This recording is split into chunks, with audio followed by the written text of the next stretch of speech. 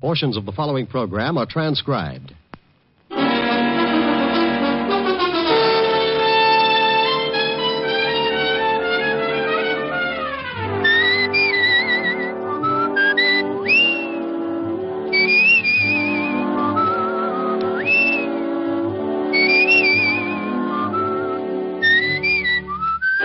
Here's Dick Powell as Richard Diamond, private detective.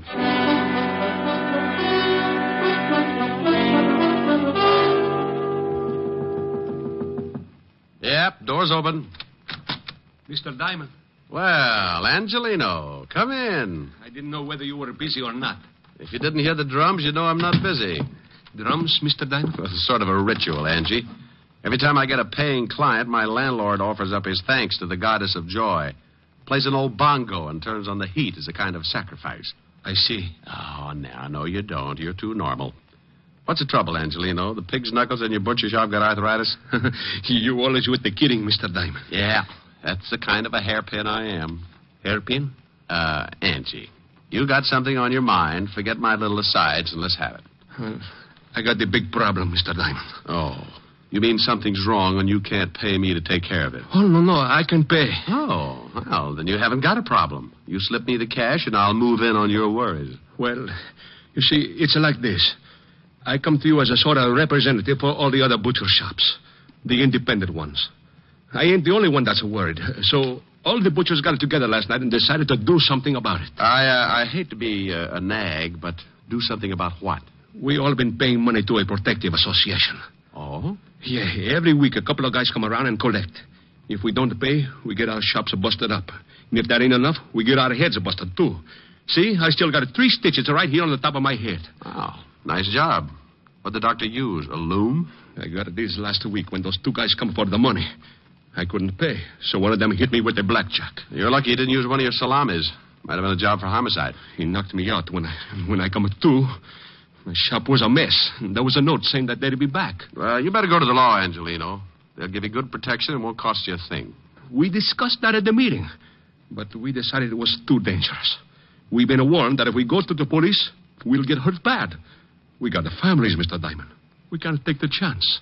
Yeah. Tell me, have these 2 Garniffs been back to see you? Garniffs? Oh, Angie, you're going to be a lot of trouble. Garniffs, hoods. Hoods? Gangsters, bad little boys. Oh, no, they ain't been back. Not yet. Well, for you or Rockefeller, my fee's the same, Angelino. 100 dollars a day in expenses. We took up a collection. I only got $100. Oh. Why does this always happen to me? I'm going to end up making Simon Legree look like Snow White. You only got 100, huh? Yeah, but we thought of something. If it costs more, you can take it out in trade at any of the butcher shops. Well, it's liable to run into a lot of ham hocks. It's the only way we can pay you. So I'll throw a barbecue. Let's go, Angelino. Where do we go? Well, you and the rest of the butchers have not only hired yourselves a private detective, but you've got a new addition in the Butchers' Union. You mean you... Yeah. Come on. I want you to show me how to carve a lox.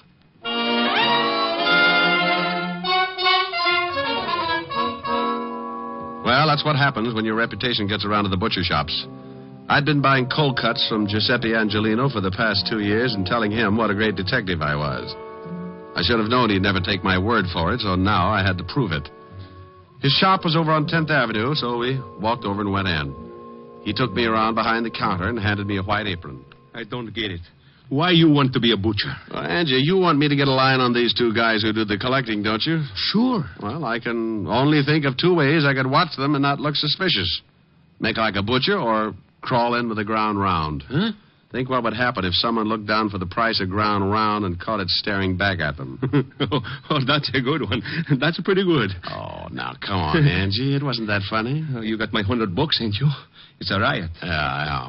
Well, come on. Let's show me what happens with this butcher racket. Customer. I'll show you later. Well, nothing like learning fast. Let me handle the sale.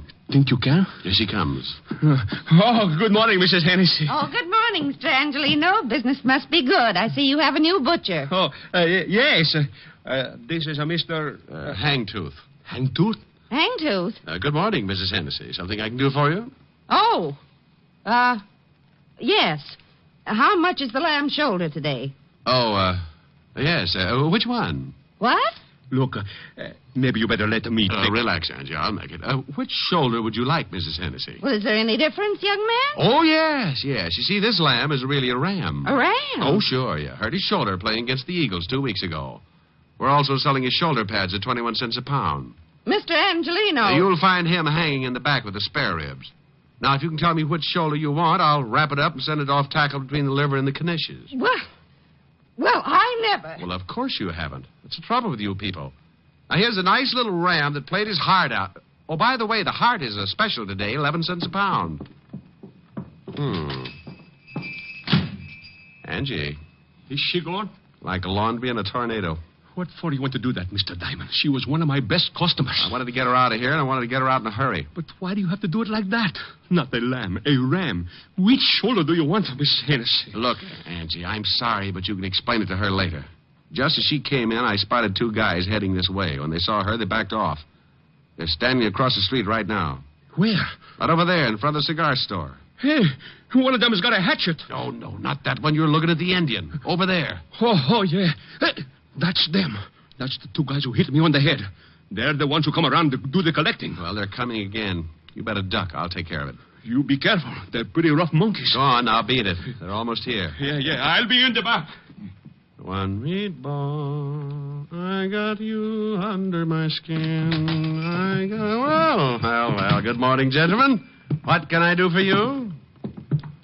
Where's Angelino? Oh, well, he's out buying some old buffalo. I'm the new assistant. Buffalo? Red, shut up. And get your hand out of the pickles. All right, now tell me, new assistant, when'll he be back? Well, that's hard to say. These buffalo are in Wyoming. Oh, yeah. Carl, I think this guy's trying to be funny. You win yourself a lamb chop. How'll you have it, with or without the bloomers? You know something, Red? I think you're right. What's your name, laughing boy? Hangtooth. Hangtooth. Oh, I'm going to have more fun with that. It throws everybody. Well, look, Hangtooth. You know who we are. How many guesses? You won't even need one. We're in a hurry. We're collectors. We put all the scraps out in the back in a can. You can't miss it. I don't like you. Well, I have a friend. Maybe we could double date. Look, let's stop the clowning. If Angelina didn't tell you about us, it's going to be too bad for you. We're here for some money. We get it every week. $25. Yeah. Last week, Angelino didn't have it, so he accidentally hit his head. We figured that all that blood would make him remember it this week. Well, I'm sorry, friend, but Angie didn't say anything about it. Tell me, what does he pay you boys for? Oh, little things. Protection, mostly. You see, if he paid us last week, he wouldn't have hit his head. You know something? I know a big fat cop who would just love to hear all about this protection Angie's paying you for. You do, huh? Yeah, I do, huh? Well, look, seeing as how you're a new boy around here, maybe we ought to tell you first. Why don't you do that? Let's go on the back.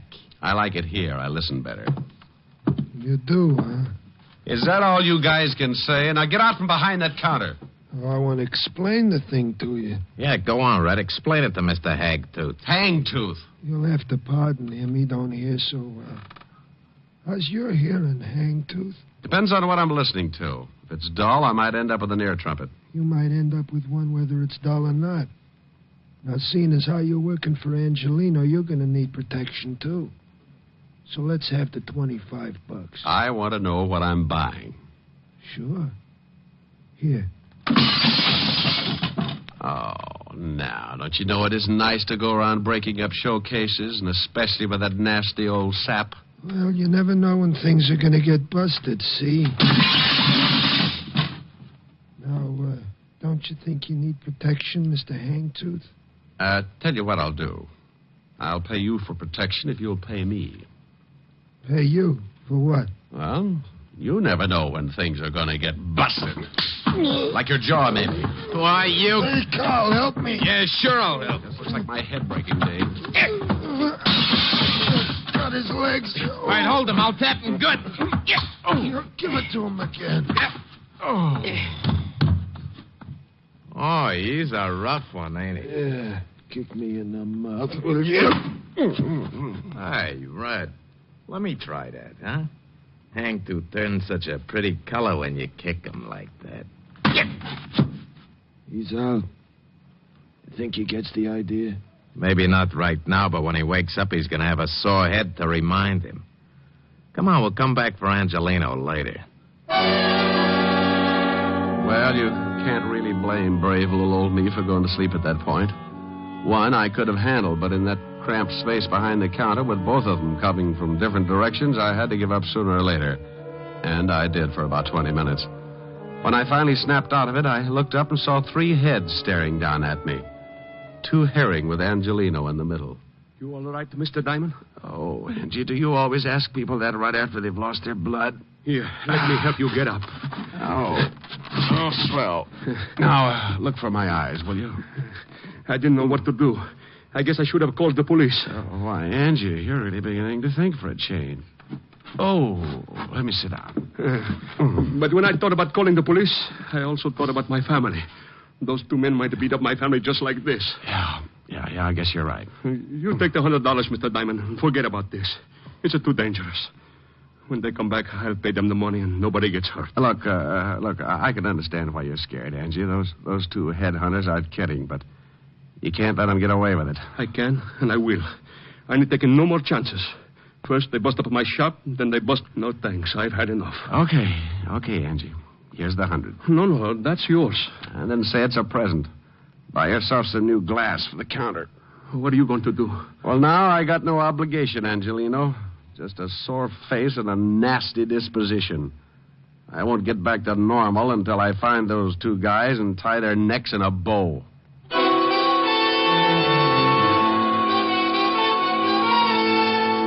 I left Angelino's shop and headed for the 5th Precinct Police Station. I wanted to look up 2 sure bets for the police gallery. One named Carl, the other Red. 2 guys who went around scaring poor little businessmen like Angelino. By the time I reached the station, the aches from the beating were making me very unhappy, and when I walked into the squad room, I spotted something that didn't make things any better. Yeah, what do you... Holy cow, Diamond. Well, Otis, I'm glad you noticed. It means I put myself together all right. What's the matter with your voice? I got a cold. Sounds like you swallowed a rattlesnake. Yeah? Well, what happened to you? Oh, don't be silly. I always bleed just before lunch. Yeah, how'd it happen? It wasn't easy. Is the lieutenant in? Sure, go ahead. Thanks. Say, Otis, when are you going to start shaving in the morning? Why? What's wrong? Your 5 o'clock shadow is 4 hours fast. Oh. Hello, Walt. Now you listen to me. Wow! You like it? What hit you? Wait till the bruises show up. I come on in Technicolor. Someone sure did a good job. And that someone is 2 guys, one named Red and the other Carl. Red and Carl. Yeah. I got closest to Red. Name matches the hair, busted nose, about 190, and very nasty with a sap. And Carl? Dark greasy. Well-dressed, if you like the type. Big boy with a scar under his right eye. You sure pick 'em. You know them? Yeah, I think so. Here's one of them. Let's see. Yeah, you are so right. This is sweet little Carl, all right. Carl Tate, sort of a new boy, import from Chicago. Here's the other one. Yeah? Yeah, that's Red. They work together, a couple of muscle men. Red Dillon. Arrests all over the place. One conviction, assault with a deadly weapon. What'd they go after you for? They've been pulling a protection racket on some of the independent butcher shops. Who do they work for? They used to work for Jack Arnold before he got sent up. Well, I know they're not working this setup alone. It's too big. No, they wouldn't be. Hey, Tiny Easter's in town. Tiny Easter? Oh, used to be Arnold's right-hand boy. That's right. Came in about a month ago. I'd love to get something on him. Nobody has ever been able to nail him. Well, it adds up. He used to work for Arnold, so did Carl Tate and Red Dillon. Now, if we can't pick him up just because 2 of his boys worked you over, I just say they weren't his boys. I don't want him picked up. I want Carl and Red. If Easter goes along with the deal, you can have him. What are you going to do? Get cleaned up and pay Mr. Tiny Easter a visit. What's his address? Well, he's got an office on East 48th Street, 804. Thanks, Walt. Tiny's a bad boy. Well, I'll take along my .38 just in case I have to spank him. Bye. I left Walt and went back to my office. Took a clean shirt out of the closet and washed up. I locked up again, went down to the street, grabbed a cab. 20 minutes later, I was standing in the reception room of Tiny Easter's office. A big guy with a bulge under his arm was trying to be as unreceptive as possible. So you want to see Easter? You got an appointment? No, I haven't got an appointment. Now tell Easter I'm out here. What's your name? You're going to get hung up on this. What do you mean? The name's Hangtooth. Huh? Yeah, you see? Now make like an office boy and tell Easter I got a message for him from Carl and Red. You're a pretty fresh guy, ain't you? Yeah, and I'm going to spoil if I have to stand around much longer. You can spoil rotten for all I care. You ain't gonna see Easter. He's busy. Okay. You know, you get so excited you'll ruin your stomach someday. I don't think so. You don't, huh? Skeptic.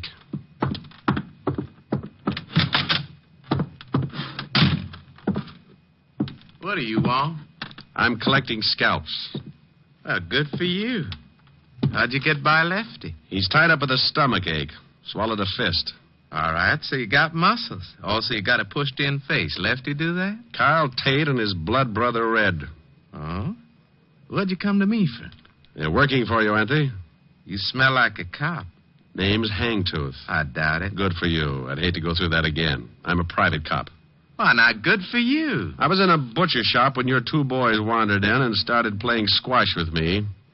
I don't like to get pushed around, Easter. And I don't like your racket. I want Carl and Red. And if I get you along with them, the state'll hang a medal on me. Looks like you kind of got nothing to lose. Look at it any way you like. Now, what about your two playmates? Well, I don't know what you're talking about, Seamus. I never heard of those two guys. I don't think you understand, Tiny. I'm pretty mad. I'm going to find these two guys, and I'm going to do it even if I have to be unpleasant with you. Why, Mr. Hangtooth, what do you mean by unpleasant? You break a leg, that's unpleasant. Oh? Well, I got something in this drawer might change your mind. Yeah? Oh, my hand. Okay, a busted hand. Unpleasant enough? Take your foot away. You're breaking it in two. Drop the gun in the drawer. Okay. Harry. Now, let me explain it again. If you go out and shoot 12 people tomorrow, I'm going to be sore about it. But when you start intimidating a bunch of hard-working little guys and their families, I go off like a skyrocket. Then when a couple of your cheap gunsels push me around, I explode. Look, friend, I tell you, I don't know these guys. Look, Easter, please believe me. I don't know. You worked with them in Chicago. I'm telling you the truth, Easter. I'll work you over like an eggplant in a subway. Look, whatever your name is, I got boys. They'll take care of you. Who's going to tell them to do it? I am. With your mouth swollen shut? Now, where do I find Carl and Red? Golly, you knocked one of my teeth loose. Then I got 31 to go. I guess you really don't understand. Yeah. Yeah, friend, I understand. Now, where are they?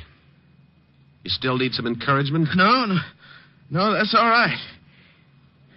In a warehouse by the 14th Street docks. What warehouse? Rogers and Sons, big sign on the top. Mind if I use your phone? Yeah, go ahead, by all means. Don't you know it's not polite to listen, Easter?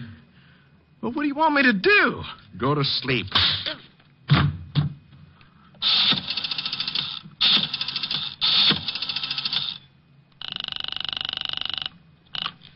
Homicide, Lieutenant Levinson. Walt, Rick, I'm up at Easter's.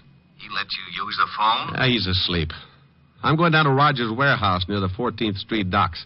Carl and Red are down there. May need some help. I'll be right down. You better hop down here to Easter's and pick him up first. On what charge? I'll give you a charge after I see Red and Carl. Now step on it. But... Contact. I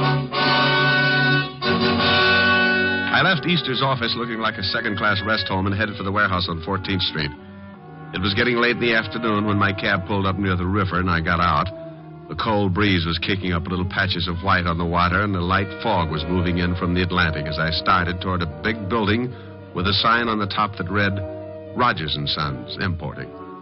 The place was boarded up, but a window in the basement showed signs of recent use, so I jimmied it open and dropped down on the dark, cold pavement. I held my breath and listened. There was a radio playing from somewhere in the front of the building, so I started moving toward it. I went up a flight of stairs and onto the first floor. The The radio was louder now, and I could make out an office door with a small light shining under the crack at the bottom. I moved up close and listened. Hey, Carl, Yeah? shut off the radio. Okay. What do we have to hide out in here for? Because Easter said to. Besides, we don't know who that guy was we worked over this morning. He might have been a cop. So he was a cop. We worked cops over before. Look, Easter said we should stay undercover for a few days, so we stay undercover. All right, now deal the cards. Oh, Off that top.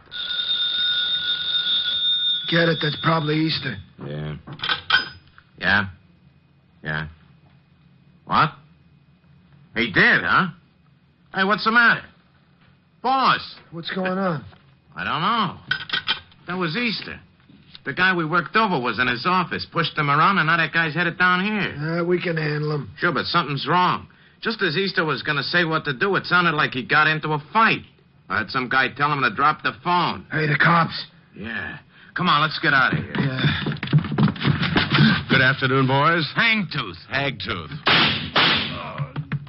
Come back here, Carl. Help me. You shouldn't have pulled a gun, Red. Since when do you butchers carry rods? Since we get pushed around by guys like you. I'm going to go get your friend. You can't leave me. I'm shot bad. I can't take it back. The law will be here in a minute. You're a lousy butcher.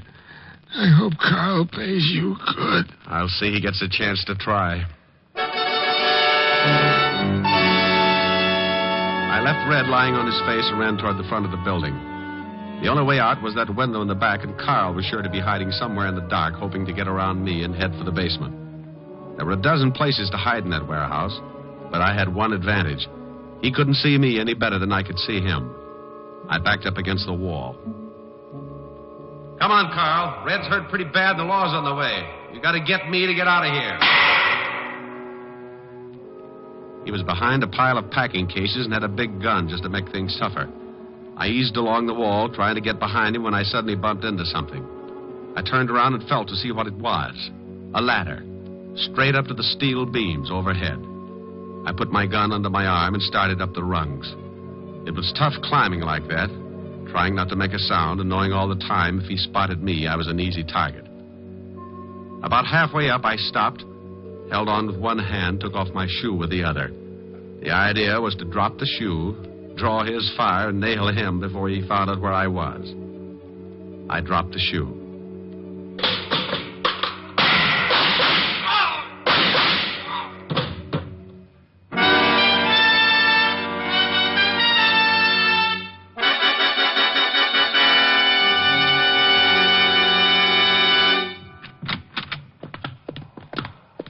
Otis. Okay, only take it easy. I can't see nothing, Lieutenant. You can't say nothing either. Shut up. You sound awful. Oh. Rick. Walt? I hear him, Lieutenant. Hey. Huh? Here's some guy that's been shot. Diamond's been around here, all right. Rick! Here, Walt. Up here. What? Where the devil are you? Up here on this ladder. There he is, Lieutenant. See, where my flash is. What are you doing up there? I had to get Carl Tate. He's over there behind those crates. Now get me down. Well, why don't you climb down? Whoa! Not in front of Otis. Oh, I forgot. Otis, go outside and call the fire department. Fire department? Yes, and tell them to bring a net. What? Will you get a move on? Oh, okay. Rick. Yeah? Now you stop that! Oh, okay. But it's so seldom that I ever get a good laugh at your expense. Okay, but you know this is a serious thing with me. How far up am I? I'd say about 40 feet. Oh. Now, take it easy. Just don't look down. Walt, Yeah? promise me something? I won't tell Otis. I'll say you got stuck up there. Thanks. What did you go up there for, anyway? I told you. I had to get Carl Tate. I just didn't think until I was up. Imagine the guy who shoots it out with two of the toughest torpedoes in town having a horrible fear of heights. Boy, if that isn't one for the books. You know, I'll never forget the time that little blonde trapeze artist got stuck. Walt, Yeah? I hate you.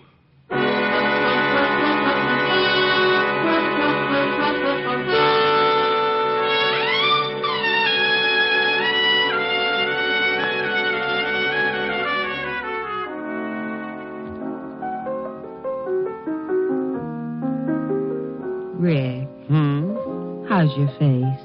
Fine. How's yours? Now you stop that. Oh, nice and soft. Rick, What's the matter?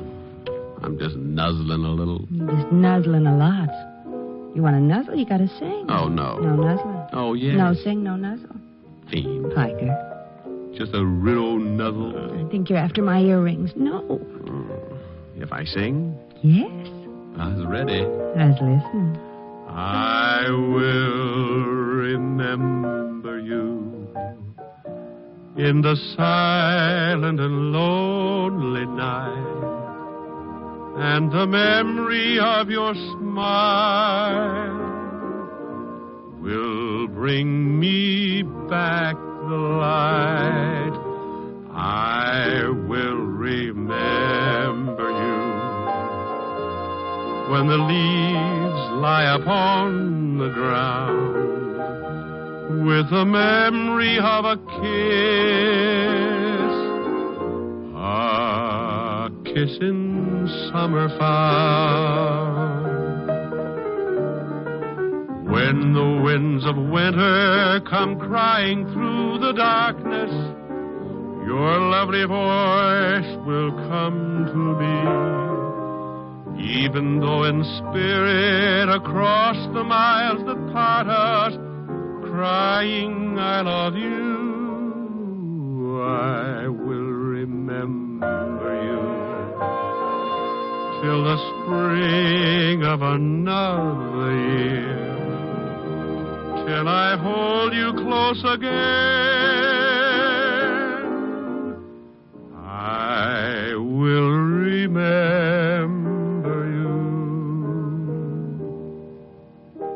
Okay?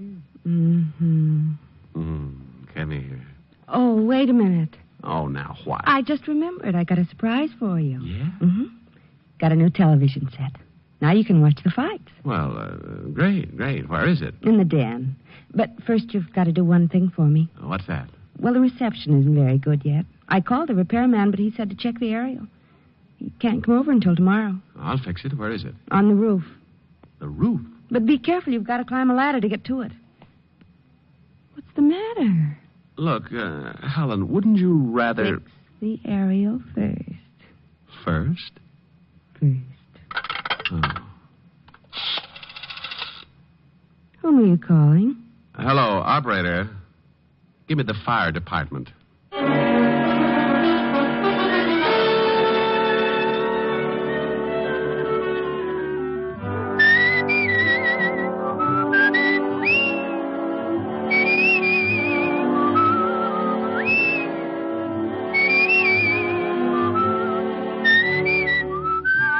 You've just heard Richard Diamond, Private Detective, starring Dick Powell. Helen was played by Virginia Gregg, Lieutenant Levinson by Ed Begley. Also in our cast were Wilms Herbert, Nestor Piva, Paul Frees, and David Ellis.